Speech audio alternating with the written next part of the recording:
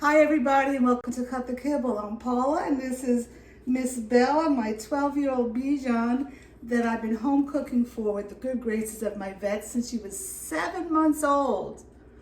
And she is just doing fantastic. And today we're going to make a pork recipe and I'm going to walk you through that. But I want to say something. Yesterday was 72 degrees and it was just glorious outside. Today it's going to rain and the high is going to be 35. Oh, Miss Bella, are you okay? So you need to plan accordingly. You want to make cooking fun. You don't want to resent cooking. That it's a gorgeous day and you're inside cooking. So plan, look at the weather, look what other things you have going on. And you could also make shortcuts. And today we're doing exactly that. I'm going to be making a pork roast, but I'm doing it in the slow cooker. So I'm going to put it in the slow cooker. It's going to cook around 2.5 hours. And in that time I could sit down, I'm going to have my coffee, I have a phone call to make with a friend, and I could relax. I also have some stuff right now in the oven. I have some butternut squash and zucchini. You just got to use your time efficiently, and it's really not a big deal. So the first thing I want to do is show you, here's the pork roast that I got. You got to be careful. You got to read the ingredients on the pork roast. The Swift brand, if you're in the United States, they put a sodium solution in it. This is oh, I forgot. I'm sorry, I can't see the name of it, but I know what it is. It's like Simply Nature, I think it is, and they don't put anything in this. So it's 2.5 pounds. I need to remember that because I have to put calcium. You always have to put calcium in your dog food. So 2.5 pounds means I need to put 2.5 teaspoons of calcium in that. So I'm going to go ahead really quickly and I'm going to stick this in my slow cooker and I'm going to go sit down and have my coffee. Alrighty, let's see how it goes and I'll see you later. So in the slow cooker, I have some celery on the bottom, just so the bottom won't burn. You never want to use Reynolds wrap. There's been studies that shown that the aluminum can cause Alzheimer's or contribute to Alzheimer's.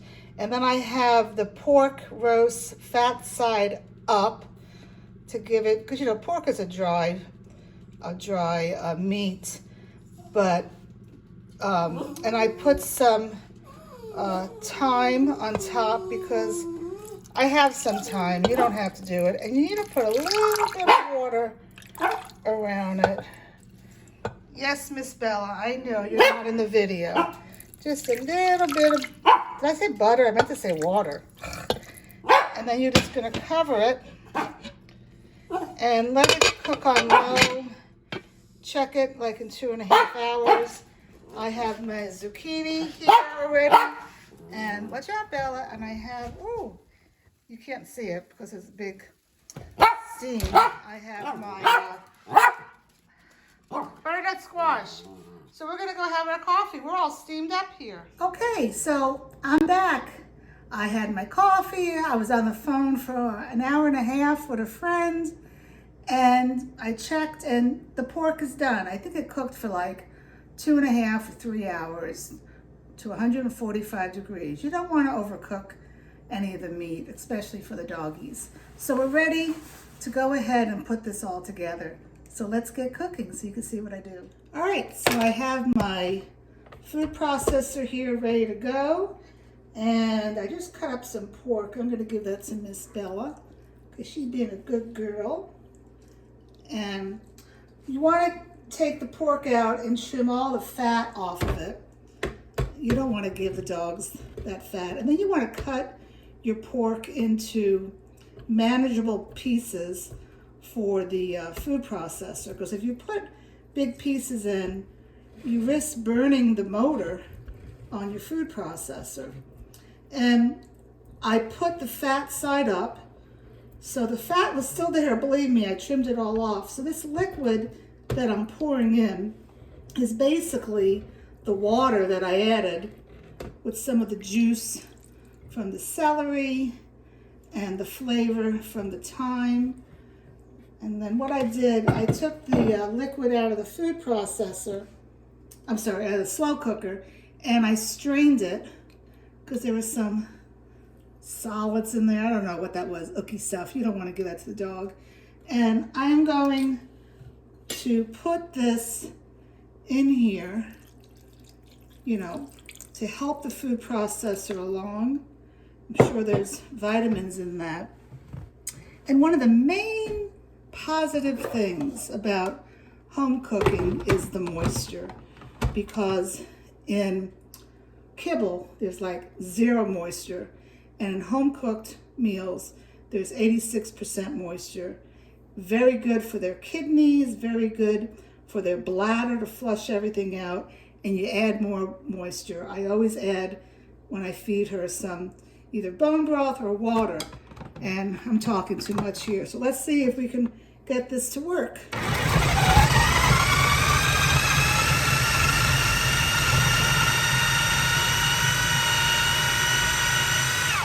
Okay, so let's look. Let me get a fork here.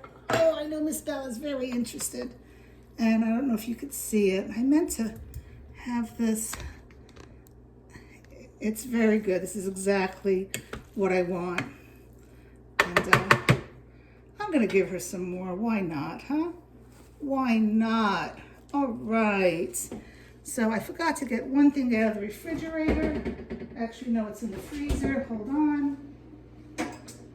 Now I'm going to add my Cut the Kibble Omega Booster, which is a mixture of hemp hearts, flax seeds, and pumpkin seeds. And I am really not organized today. Hold on, I gotta get my measuring spoon. And I'm gonna put in, before I do that, I don't want to, what did I do? I'm so sorry, hold on.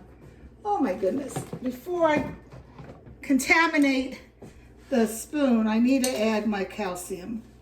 Okay, I've been using this Animal Essentials calcium for the past 12 years from Animal Essentials, a great product.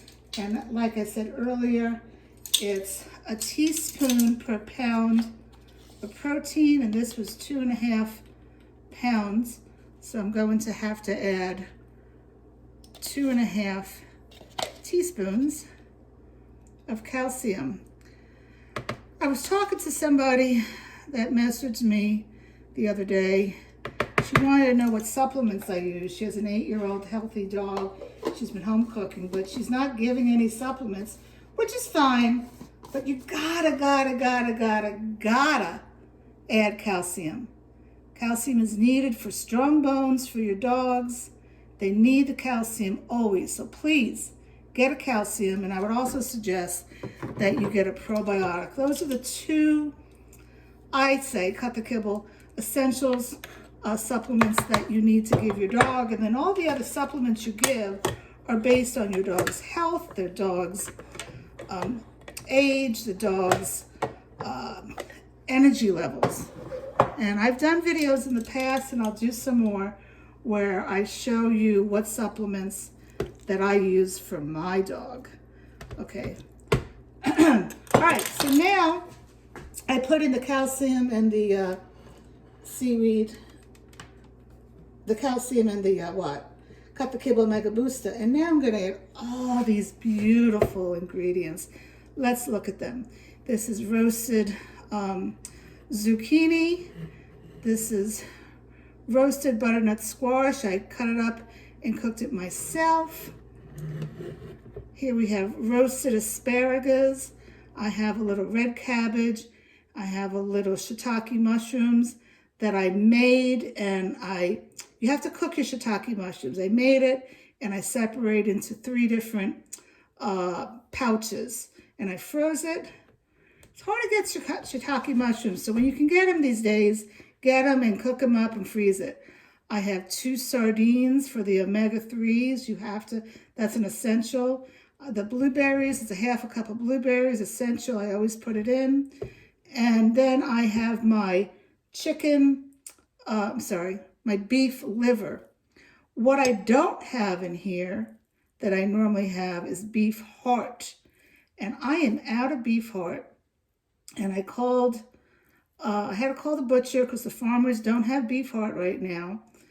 And I'm waiting for 2 weeks because I'm getting 2 beef hearts from 2 cows, because I'm getting one for a friend of mine who lives in the city, and because she home cooks for her 2 dogs.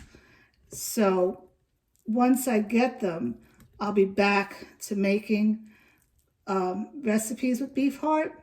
I'm pretty good. I don't really need to make any recipes right now. But what I'll do is I'm going to label this recipe no heart.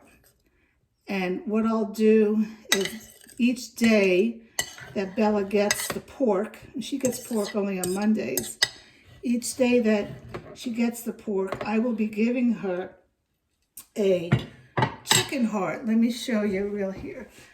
Okay. So that I make sure that she's getting her taurine. Can you see that? For the day. Actually, chicken hearts have much more taurine than beef hearts. But I've always done beef because I thought that Bella had a chicken allergy. But you know what? I don't think she does, because she has this chicken heart and she does fine. I may start giving her chicken. I don't know, because you know, I really feel it's not that she's allergic to chicken, or the dogs in general are allergic to chicken, but they're allergic to what the chicken is eating. And unless you get organic chickens, which are really expensive, jeezy peasy, the chickens are fed GMO feed, which is corn. And corn is just a god-awful ingredient that humans should not even be eating because of the aflatoxins, mycotoxins, mold, etc. So that was my talk for the day. All right, I'm going to add some more of this broth and hope for the best, because you know I have a love-hate relationship with my food processor.